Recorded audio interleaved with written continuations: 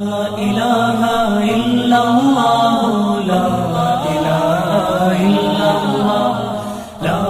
إله إلا الله لا إله إلا الله. السلام عليكم ورحمة الله وبركاته. الحمد لله نحمده ونستعينه ونستغفره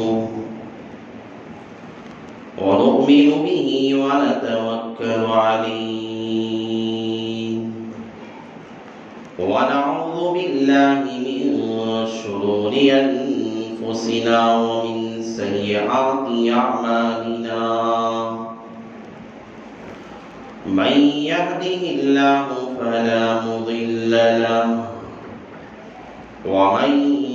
يضلله فلا هادي له. ونشهد أن لا إله إلا الله وحده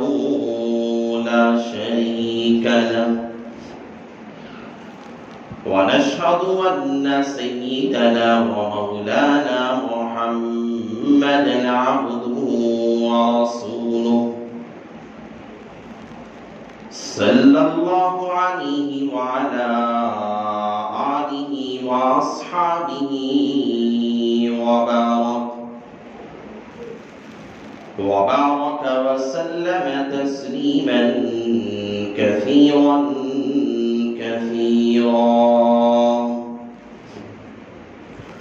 أما بعد فأعوذ بالله من الشيطان الرجيم. بسم الله الرحمن الرحيم. للرجال نصيب مما ترك الوالدان والأقربون وللنساء نصيب مما ترك الوالدان والأقربون مما قل منه أو كثر نصيبا مفروضا. وقال النبي صلى الله عليه وسلم: ألا لا تظلموا وألا لا تحلوا ما لأمر إلا بطيب النفس أو كما قال النبي عليه الصلاة والسلام.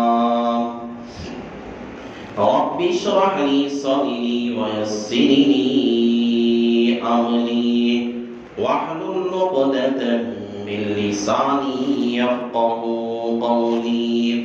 اللهم صل على سيدنا مولانا محمد في أول كلامنا. اللهم صل على سيدنا مولانا محمد في أوسط كلامنا. اللهم صل على سيدنا مولانا محمد في آخر كلامنا.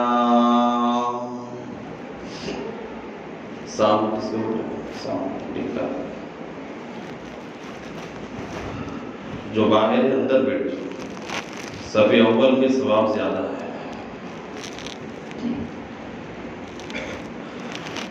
معزز سامعین کرام،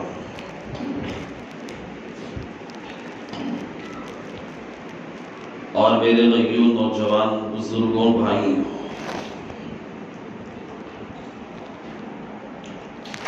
اللہ تبارک و تعالی نے ہر بندے کے ساتھ دو حقوق لازم کیے ہیں. ایک حق ہے اللہ تعالیٰ کا اپنے بندوں کے ساتھ، جسے حقوق اللہ کہا جاتا ہے. یہ حق کا تعلق بندے کا اس کے رب کا ہے. حقوق اللہ اس طرح نماز کے ادائیگی کا مسئلہ، زکات کی ادائیگی کا مسئلہ اور دیگر معصیات کا مسئلہ ہے. آدمی تنہائی میں کوئی گناہ کر لے، یہ اس کا اور اپنے رب کا تعلق ہے. ایک حق ہے بندے کا بندوں کے ساتھ، جسے حقوق العباد کہا جاتا ہے. اس کا تعلق انسان کا انسانوں کے ساتھ، بندوں کا بندوں کے ساتھ. حقوق اللہ کے مسئلے کے اندر آدمی لاکھ نماز ترک کر دے، لاکھ جو ہے زکات ترک کر دے، رات کی تنہائی میں فرصت سمجھ کر جو بھی گناہ کر لے، اگر بندہ اپنے رب کے سامنے آہوازاری کے ساتھ، ندامت کے ساتھ، شرمندگی کے ساتھ اپنے گناہوں پر نادم ہوتے ہوئے، افسوس کرتے ہوئے بندہ آج کی تنہائی میں اپنے خدا کے سامنے معافی مانگ لے گا، چند آنسو کے قطرے بہا دے گا. رب مہربان ہے، اپنے بندوں سے رحم کرنے والا ہے. اللہ کی ذات سے توقع ہے کہ اللہ اپنے بندے کے گناہ معاف فرما دے. لیکن جو مسئلہ حقوق العباد کا ہے، جن کا تعلق بندوں کے ساتھ ہے، جن حقوق کا تعلق انسانوں کے ساتھ ہے، یہ جب تک بندہ معاف نہیں کر دیتا، جب تک ایک دوسرا بندہ دوسرے بندے کی غلطی پر مہربانی اور بخشش نہیں کر دیتا اور اس کے کیے ہوئے گناہ کو معاف نہیں کر دیتا، تب تک اللہ بھی اس بندے کی غلطی کو معاف نہیں کرتا. لاکھ نمازیں پڑھ لینا، لاکھ حج پہ حج، بیت اللہ کا لاکھ طواف کر لینا، لاکھ کعبۃ اللہ کا غلاف پکڑ کر اللہ کی چوکھٹ کے سامنے گڑ گڑانا، رونا، یہ بہت آسان ہے. اس کا تعلق تو رب کے ساتھ ہے. بندہ لاکھ گناہ کر کے جائے، میرا رب کہتا ہے اتنے گناہ لے کر ساتوں زمین ساتوں آسمان بھر جائے، لیکن کبھی میرا بندہ میرے سامنے ایک وقت بھی اپنی زندگی کے موت سے پہلے بھی سچی توبہ کر لے گا، میں اپنے بندے کے ہر گناہ کو معاف کرنے کے لیے تیار ہوں، سوائے حقوق العباد کے. لیکن جو بندے کا تعلق انسانوں کے ساتھ ہے، وہ بندہ و انسان تب تک معاف نہیں کرتا، اللہ کے یہاں بھی معافی کا پروانہ ہے ہی نہیں. آج ہم حالات کے اندر اگر ہم جائزہ لیں،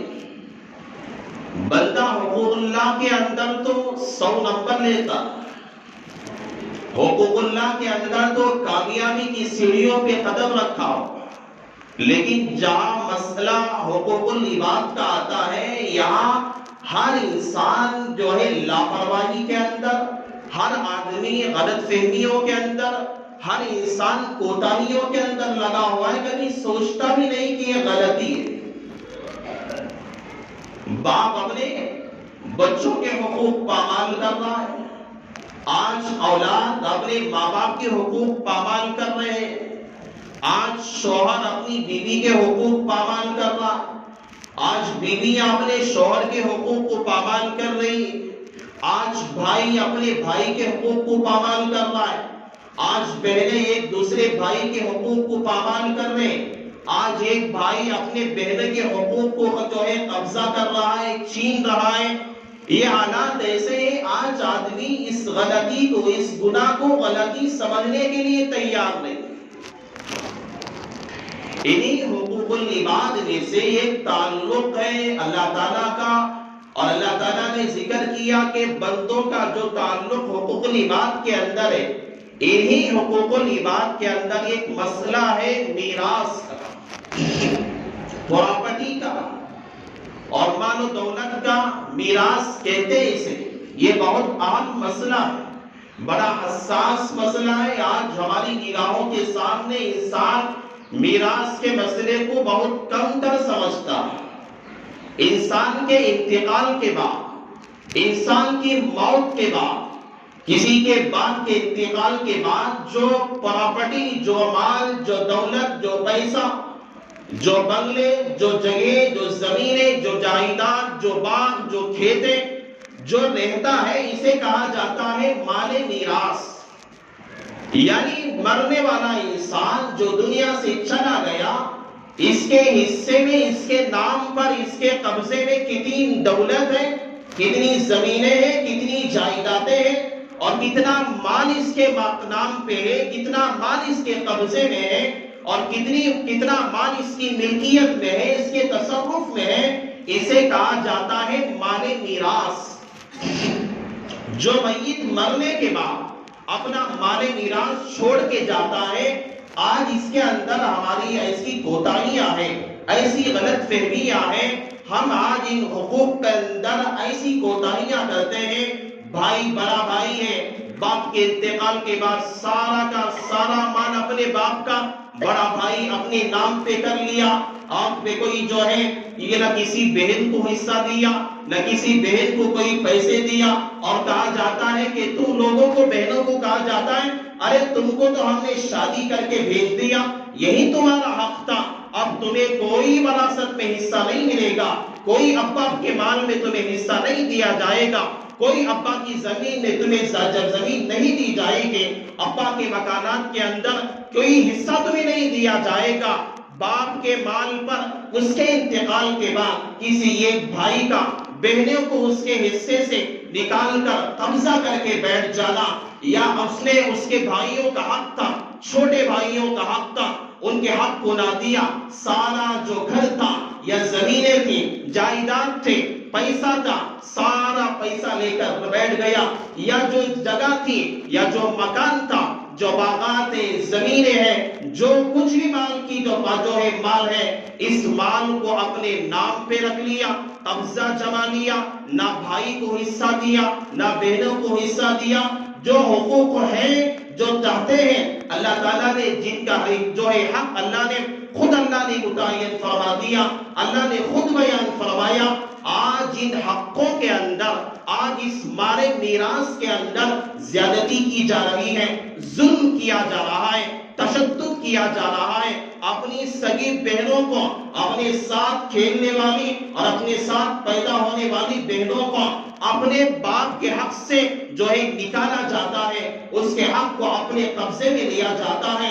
اور آدمی اپنے آپ کو کہتا ہے میں وقت کا نمازی انسان ہوں، میں وقت کا جو ہے دین کا ٹھیکیدار انسان ہوں، میں وقت کا تہجد گزار انسان ہوں۔ آدمی حج پہ حج کر رہا ہے، عمرے پہ عمرے کر رہا ہے، اور اس کا طریقہ سنت کے لہجے پہ ہے، اور اس کا رہن سہن آقا کے طریقے پہ ہے، لیکن ایک انسان نے اپنے بھائیوں کے حق کو، اپنی بہنوں کے حق کو چھین کر اپنی زندگی کے اندر تصرف کر رہا ہے، اور اپنے مال کے اندر جمع کر کے رکھا ہوا ہے۔ اس کے بارے میں اللہ تبارک و تعالیٰ کا کیا کہنا ہے، اللہ کا کلام ہم سے کیا کہتا ہے، اللہ کا کلام ہم سے کیا سمجھاتا ہے، آج میں آپ کو یہ باتیں سمجھاؤں گا۔ زمانِ جاہلیت کے اندر ابھی شریعت کے احکام نازل نہیں ہوئے تھے، زمانِ جاہلیت کے اندر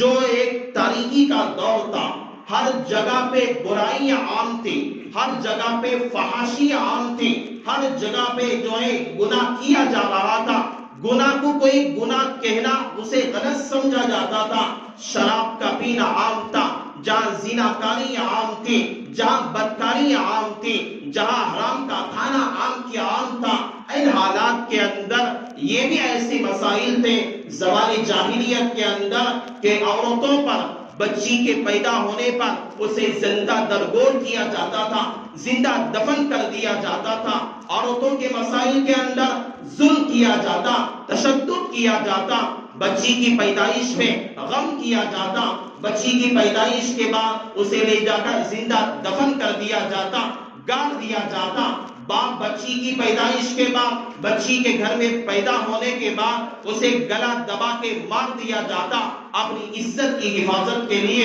اپنی جان کی حفاظت کے لیے، اور اپنے خاندان کے مرتبے کی حفاظت کے لیے۔ لوگ کہا کرتے کہ بھائی دیکھ فلاں کے گھر کے اندر ارے لڑکی پیدا ہوئی ہے، اس عزت کی حفاظت کرنے کے لیے اس زمانے کے چاہے اپنی بچیوں کو گلا دبا کے مار دیا کرتے، لے جا کے چھپے سے بڑے بڑے جنگلات کے اندر بچی کو گلا کھود کے دفن کر دیا کرتے تھے۔ جہاں ایسی جہالت کا دور تھا، جہاں پہ مکہ کی سرزمین پہ کفار کا غلبہ تھا، ایسی تاریخی زمین تھے جہاں پہ جہالت کا غلبہ تھا، اور جہاں ہر جگہ پہ جہالت منڈلا نہیں تھی، اس جہالت کے دور کے اندر ان جاہلوں نے یہ بھی کیا تھا کہ عورتوں کو کوئی حصہ نہیں دیا جاتا تھا۔ عورتوں کو باپ کے انتقال کے بعد سارا کا سارا مال خاندان کے مرد آتے اسے ہڑپ کے لے کے چلے جاتے تھے۔ باپ کے انتقال کے بعد اور شوہر کے انتقال کے بعد چاہے شوہر نے جتنا بھی مال چھوڑ کر گیا ہو،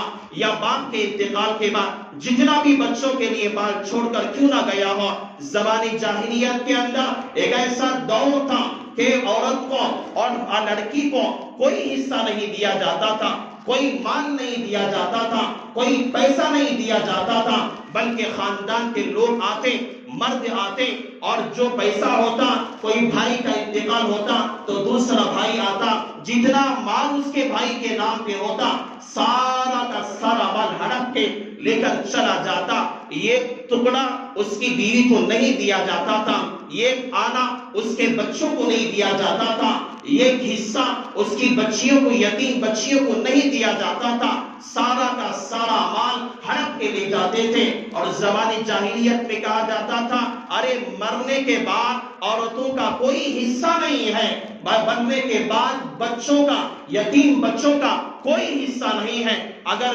کوئی انتقال ہوا ہے اس کا بھائی اس کا حقدار ہے، اگر کوئی انتقال ہوا ہے اس کا چچا زاد بھائی اس کا حقدار ہے، اگر کوئی انتقال ہوا ہے اس کا خالہ زاد بھائی اس کا حقدار ہے۔ ایسی جہالت کا دور تھا، ارے یہاں تک زمانے جاہلیت کی جہالت تھی، کوئی یتیم بچے ہوتے، کوئی انتقال کر کے چلا جاتا، چھوٹے چھوٹے معصوم بچے ہوتے جو کھانے کے لیے بلبلا رہے ہوتے، پانی کے لیے بلبلا رہے ہوتے، روٹی کا صحیح سے انتظام نہیں ہوتا۔ ایسے بچوں کا جب باپ انتقال ہو جاتا، ماں اپنی گود میں بچوں کو رکھی ہوئی ہوتی اور باپ کے انتقال پہ سوگ منا رہی ہوتی، اور کھانے کا مسئلہ ہوتا، پریشانی کا مسئلہ ہوتا، فقر و فاقے کا مسئلہ ہوتا۔ ایسی جہالت اس زمانے کے اندر تھی، یتیم بچے باپ کے جنازے پہ بلبلا رہے ہوتے، اور وہ جو ہے یتیم بچیاں اپنے باپ کے جنازے پہ سر پٹک رہی ہوتی، اور وہ بیوہ عورت اپنے شوہر کے سامنے گڑ گڑا رہی ہوتی، رو رہی ہوتی، اور خاندان والے آتے، بھائی آتے، اور خاندان والے آ کر سب سے پہلے جو کام کیا جاتا تھا، دفن نہیں کیا جاتا تھا، تجہیز نہیں کی جاتی تھی، اس کی جنازہ نہیں پڑھائی جاتی تھی، بلکہ سارا کا سارا مال کتنا اس کے گھر کے اندر ہے یا اس کے باہر جس جو بھی زمین اس کے نام پہ ہے، جو مکان اس کے نام پہ ہے، مرنے والے کے سارا مال لے کر چلے جاتے، اور بچے بھوک کے مارے بلبلا رہے ہوتے، اور وہ بیوہ عورت فقر و فاقے کے مارے بلبلا رہی ہوتی، اور سڑکوں پہ آ جاتی، روڈ پہ آ جاتی، لوگوں کے سامنے دستے سوال دراز کرتی، لوگوں کے سامنے مانگا کرتی تھی۔ ایسا جہالت کا دور تھا، بچوں کو جو ہے حقوق سے جو ہے نکالا جاتا تھا، بچیوں کو حقوق سے نکالا جاتا تھا۔ میراث کا زمانے جاہلیت میں دینا اسے عیب سمجھا جاتا تھا۔ وَتَأْكُلُونَ التُّرَاثَ أَكْلًا لَمًّا، اللہ تبارک و تعالیٰ نے سورہ فجر میں کہا ارے جاہلوں، ارے زمانے جاہلیت کے لوگوں، ارے کفاروں اور مشرکوں، ارے تم دیکھتے نہیں، وَتَأْكُلُونَ التُّرَاثَ أَكْلًا لَمًّا، تم کون سا مال کھا رہے ہو؟ ارے مرے ہوئے کا مال تم تو ہڑپ رہے ہو۔ وَتَأْكُلُونَ التُّرَاثَ أَكْلًا لَمًّا، ارے انسان کے مرنے کے بعد اس کے یتیم بچوں کو چھوڑ کر، اس کی بیوہ عورت کو چھوڑ کر، اور اس کی بیوی کو چھوڑ کر، اور اس کا سارا مال ہڑپ رہے ہو۔ تمہارا کیسی زندگی ہے؟ تمہارا کیا یہ ماحول ہے؟ کیسا معاشرہ ہے؟ قرآن نے اسی وقت سمجھایا تھا۔ لیکن جس طرح زمانے جاہلیت کے اندر لوگ حقوق کو چھینا کرتے تھے اور اپنے معصوم بچوں کا حق چھین کر اپنے قبضے میں، اپنی پراپرٹی میں، اپنے مال کے اندر جمع کرتے تھے، آج بھی زمانے جاہلیت کے ابو جہل آج بھی ہے، اور اس زمانے کا ابو لہب آج بھی ہے، اور اتبا اس زمانے کے آج بھی دنیا کے اندر موجود ہے، جو بچوں کا حق چھین کر، جو اپنی بہنوں کا حق چھین کر اور اپنے بھائیوں کا حق چھین کر اپنے مال پہ فخر کرنے والے دنیا کے اندر آج بھی دنیا میں موجود ہیں۔ ایک صحابی رسول تھے حضرت اوس بن ثابت رضی اللہ تعالی، اس صحابی کا انتقال ہو گیا، 3 لڑکیاں چھوڑی انتقال کے بعد، ایک بیوی تھی 3 لڑکیاں، اور مسئلہ تو ایسا ہے اگر لڑکیاں ہیں 1 سے زائد ہے تو لڑکیوں کو 1/3 مال ملتا ہے انتقال کے بعد، اگر اولاد ہے تو بیوی کو 1/8واں حصہ ملا کرتا ہے۔ اگر مسئلہ ہے اس مسئلے میں ہمیں جانے کی ضرورت نہیں ہے۔ انتقال ہو گیا، 3 لڑکیاں تھیں اور 1 بیوی ہے، اپنے بچوں کا کوئی ٹھکانہ نہیں ہے، خاندان اس کے بھائی آئے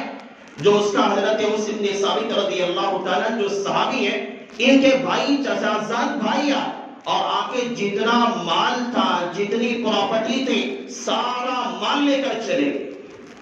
بیچاری عورت رو رہی تھی، پریشان حال تھی، اور اس کے بھائیوں کے پاس یعنی دیوروں کے پاس گئی، چچا زاد تھے وہ لوگ، چچا زاد بھائی تھے، سگے بھائی بھی نہیں تھے، جا کر گڑ گڑانے لگی، رونے لگی، میرا کوئی پرسان حال نہیں ہے، میرے بچوں کو لے کر میں کہاں جاؤں گی، 3 لڑکیاں میری ہیں، ان کی شادی کا مسئلہ ہے، ایک کام کرنا تم سارا کا سارا مال رکھ لو تمہیں، لیکن میری 2 لڑکیوں سے تم نکاح کرو۔ اس کے باوجود بھی تیار نہ ہوئے، انکار کر دیا، ہم تیری لڑکیوں سے نکاح کرنے کے لیے تیار نہیں ہے، ہمارے بھائی کا پیسہ ہے، ہمارے بھائی کا پیسہ۔ آج ہم جس طرح کہتے ہیں ارے میرے باپ کا مکان ہے، ارے میرے باپ کی جگہ ہے، ارے میرے بھائی کی جگہ ہے، میں نے لیا، تجھے کیا مسئلہ ہے؟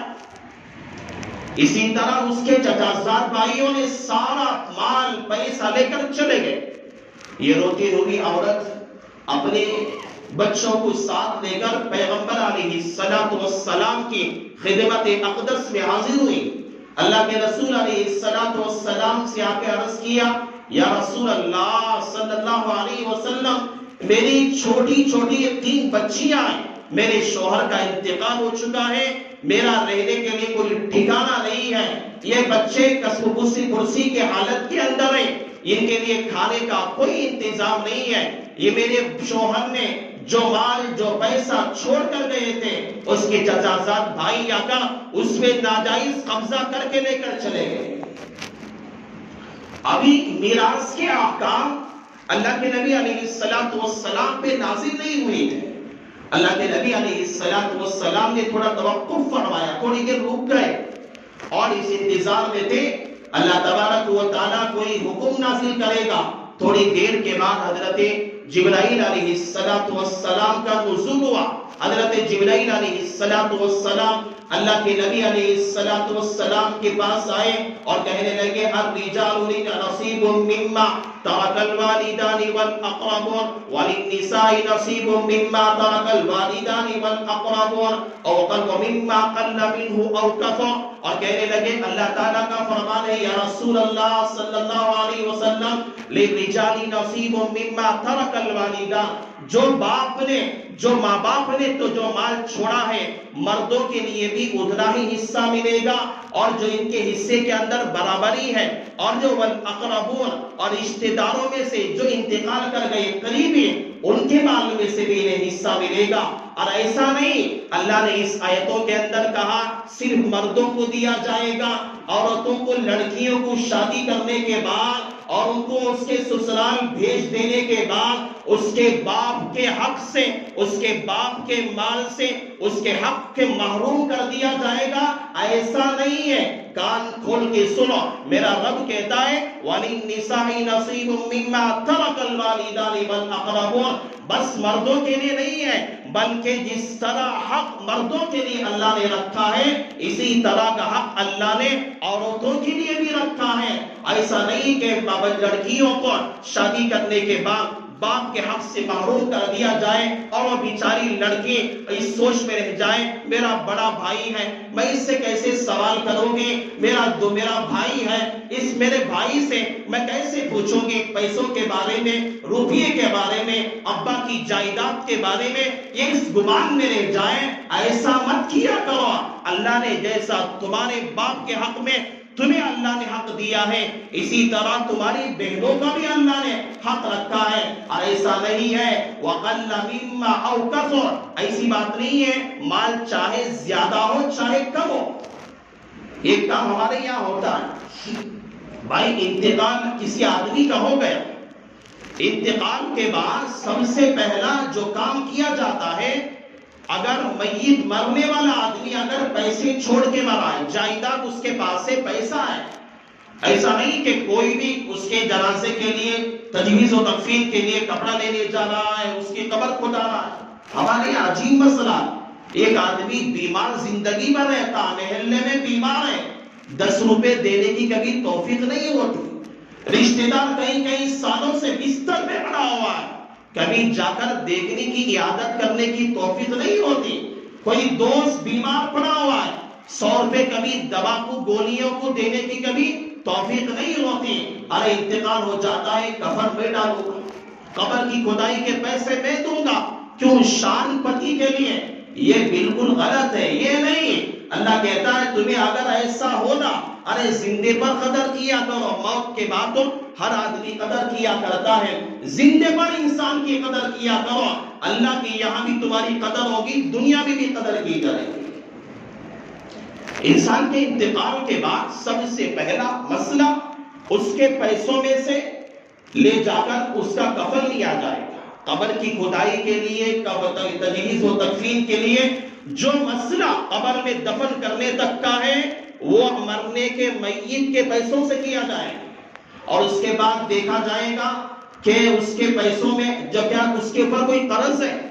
اگر قرض ہے تو اس کی ادائیگی کی جائے گی، کسے کتنا پیسہ دینا ہے ان سب کی ادائیگی کی جائے گی ان کے پیسوں میں سے۔ اور دوسرا کام یہ کیا جائے گا، اگر اس نے کوئی کسی کام کی وصیت کی ہے، یعنی مرنے سے پہلے بولا ہے کہ فلاں آدمی کو اتنا پیسہ دے دو، یا مرنے سے پہلے بولا ہے کہ مسجد کو فلاں چیز دلا دو، یا مدرسے کے لیے فلاں عمارت تعمیر کر کے دے دو، اگر کوئی وصیت کی ہے تو تیسرا کام وصیت پوری کی جائے گی۔ یہ 3 کام کرنے کے بعد انسان کے انتقال کے بعد جو پیسہ جمع ہوگا اور جو پراپرٹی باقی رہے گی اسے سارے اپنے اس کے بچوں میں، بیوی میں اسے تقسیم کیا جائے گا شریعت کے مطابق۔ ایسا نہیں، اس میں بہت ساری کوتاہیاں ہوتی ہیں۔ انتقال کے بعد ماں بھی سمجھتی ہے میں زندہ رہتے ہوئے بچوں کو میں اپنا حصہ تقسیم کروں، یہ غلط فہمی۔ انتقال ہونے کے بعد حصے تقسیم کر دینا یہ سب سے بہتر ہے۔ اور دوسرا کام یہ کرتے ہیں، انتقال کرنے والا کچھ پیسے بیرو میں رکھا تھا یا اپنے جیب میں رکھا تھا، انتقال ہو گیا، گھر والے یہ کام کرتے ہیں جو پیسہ جیب میں تھا سارا کا سارا پیسہ مسجد کو دے دیا یا مدرسے کو دے دیا یا اللہ کے راہ میں خرچ کر دیا۔ غلط ہے، بالکل غلط ہے۔ انتقال کے بعد مرنے والے کا پیسہ آپ کسی جگہ نہیں دے سکتے، وہ اس کے وارثوں کا حق ہے۔ انتقال کے بعد جو پیسہ، جو پراپرٹی ہے، 1 آنا 1 روپیہ، یہ آپ اس کے لیے کسی مسجد یا کسی مانگنے والے کو دے نہیں سکتے۔ ایک ایک پیسہ اس کے وارثین، اس کے بچوں کا حق اس کے اندر، اور حق کیسا جو شریعت کے مطابق اللہ نے ہر ایک کا حصہ، اللہ نے قرآن کے اندر سورہ نساء میں اللہ نے متعین کر دیا کہ جس کے لیے کتنا حصہ ہوگا، بچی کے لیے کتنا حصہ ہے، بیوی ہے اس کا کتنا حصہ ہے، لڑکا ہے اس کا کتنا حصہ ہے، اللہ نے بیان کر دیا ہے، اللہ خود اسے ذکر کر دیا ہے، اس میں پریشان ہونے کی ضرورت نہیں ہے۔ تو حضرت اوس بن ثابت رضی اللہ تعالیٰ عنہ کو جب ایسا ہوا، اللہ کے رسول علیہ السلام کے بعد یہ آیتیں نازل ہوئے، اللہ تعالیٰ نے کہا وَلِلنِّسَاءِ نَصِيبٌ مِّمَّا تَرَكَ الْوَالِدَانِ وَالْأَقْرَبُونَ مِمَّا قَلَّ مِنْهُ أَوْ كَثُرَ، چاہے مال زیادہ ہے یا کم ہے، جتنا بھی مال ہے اس کے وارثین میں تقسیم کر دیا جائے گا۔ نصیبًا مفروضا، اللہ نے ہر ایک کا حصہ متعین کر کے رکھا ہے، اور یہاں انتقال کے بعد اللہ کو بھی معلوم تھا، اور اللہ تعالیٰ تو بہتر جاننے والا ہے، انتقال کے بعد لڑیں گے، زندے پر تو باپ کے سامنے حصوں کے لیے لڑ نہیں سکتا، انتقال کے بعد جھگڑے ہوں گے۔ اللہ نے اسی لیے قرآن میں ہر ایک کا حصہ متعین کر کے رکھ دیا، کسے کتنا دیا جائے گا، کس کے لیے کتنا حصہ ملے گا۔ اللہ نے ہر ایک کا حصہ اللہ تبارک و تعالیٰ نے قرآن میں اسے متعین کر کے رکھ دیا ہے، اور اللہ تعالیٰ کہتا ہے وَتِلْكَ نَصِيبًا مَفْرُوضًا وَصِيَّةً مِّنَ اللَّهِ۔ اس کام کے اندر تم جو ہے غلط فہمی نہ کرو، غلط فہمی میں نہ رہو، کوتاہیاں نہ کرو، اپنے بہنوں کا حق اپنے مال میں نہ رکھو، اور ایسا نہ سمجھو کہ اپنی بہنوں کا حق رکھ کے اپنا مال بڑھ رہا ہے، عمارتوں پہ عمارتیں بنا رہا ہے، مال کی بڑھوتری ہو رہی ہے، خوش فہمی میں آ رہے میں تو مالدار بن رہا ہوں۔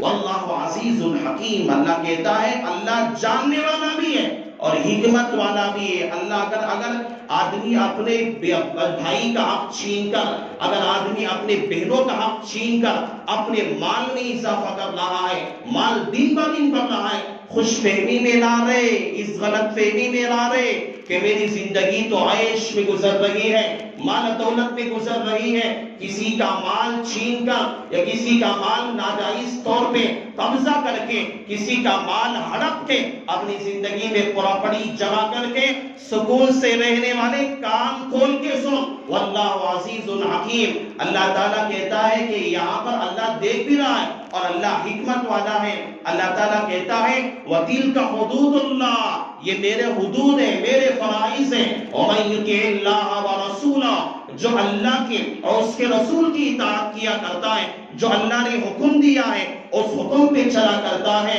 وَيَدْخُلْهُ جَنَّاتٍ تَجْرِي مِن تَحْتِهَا الْأَنْهَارُ، اللہ تعالیٰ اسے ایسی جنت میں داخل کرے گا جس جنت کے نیچے نہریں جاری ہوگی، جو حقوق صحیح ادا کرے گا، بھائیوں کا حق صحیح دے گا، بہنوں کا حق صحیح ادا کرے گا، اللہ اسی جنت میں داخل کرے گا۔ بہترین باغات ہوگے، بہترین نہریں جاری ہوگی، شہد کی نہریں، دودھ کی نہریں جاری ہوگی، لیکن کوئی بندہ ایسا ہوگا وَمَن يُطِعْ وَمَن يَعْصِ اللَّهَ وَرَسُولَهُ،